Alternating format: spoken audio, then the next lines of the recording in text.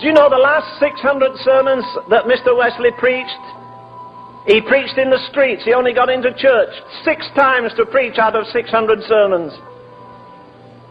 A friend of mine has a beautiful lithograph, an old picture I would like very much. And it shows a man with a butcher's cleaver standing before Wesley going to split his head. It shows a man with a pitchfork behind him. It shows a man in a tree with a trumpet blasting. They didn't want to hear him. He had to stand on his father's tomb to preach.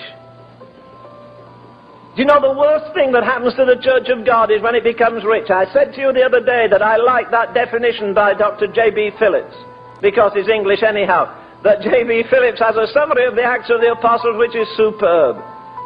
He sees the whole of the Acts of the Apostles throbbing with life. Why? Because the love of God was shed abroad in their hearts.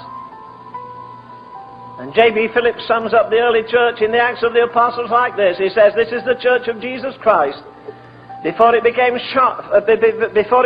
fat and short of breath by prosperity.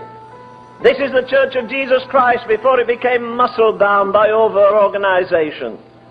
This is the church of Jesus Christ where they didn't gather together a bunch of intellectuals to study psychosomatic medicine. They healed the sick. This is the church of Jesus Christ where they did not say prayers, but they prayed in the Holy Ghost. No wonder they were an embarrassment to government. No wonder they turned the world upside down. They didn't live in the lush, smooth, comfortable atmosphere we're in.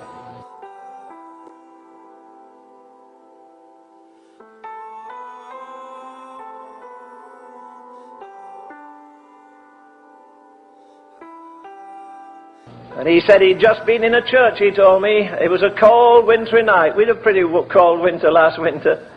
At least most places had.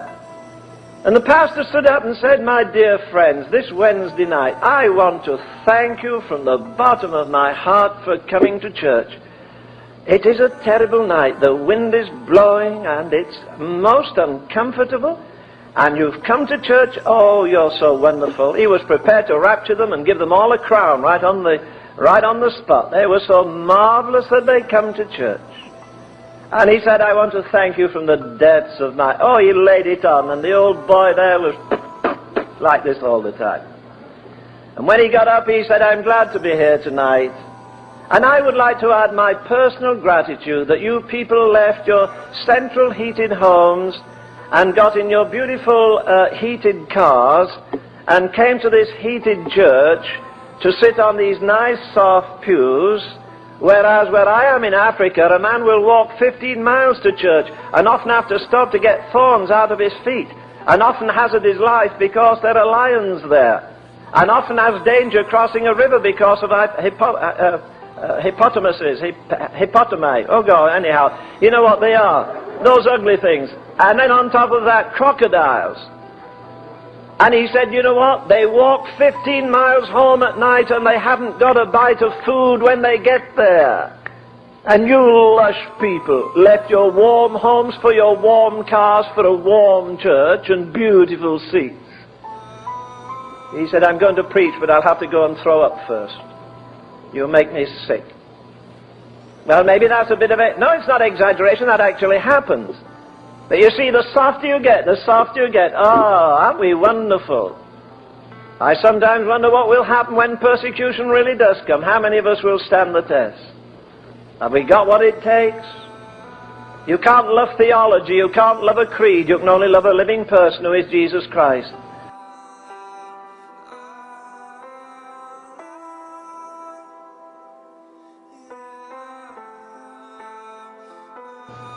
The thing that let this man bear his back to the smiters, hang on a piece of wood in the Mediterranean for 36 hours, in weariness, in fastings, in painfulness, in tribulation, in distress, in famine, in peril, in nakedness, in sword, in perils of the deep, in perils of mine own countrymen, go on. And he exhausts everything the devil can shoot at him, and he comes up smiling at the end of it. He says, do you know what? They're never going to treat me better than they treated him. And if they treated the Son of God like that, I expect to have this. But I want to tell you something. I've got something inside of me, and I won't break up under it. Because the love of God, again, is shed abroad in my heart by the Holy Ghost.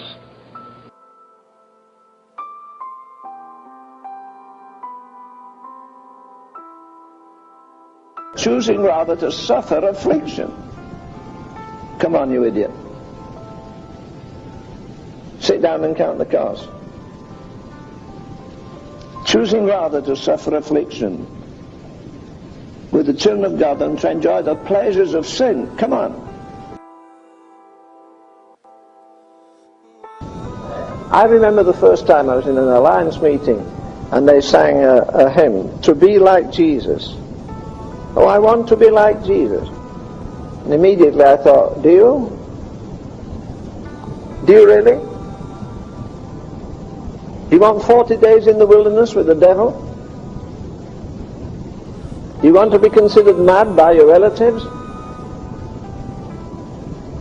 Would you really like a Judas in your life? Would you like a Thomas in your life that would doubt you? Do we want to be like him? He was the master of a situation like this. His strength is made perfect in weakness.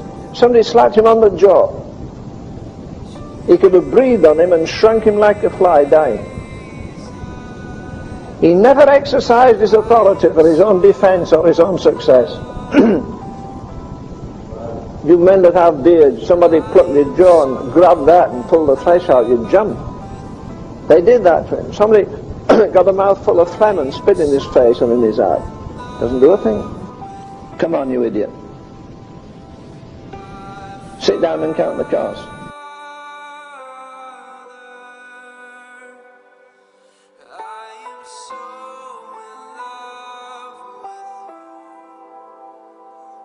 I sometimes wonder what will happen when persecution really does come. How many of us will stand the test? Have we got what it takes? You can't love theology, you can't love a creed, you can only love a living person who is Jesus Christ.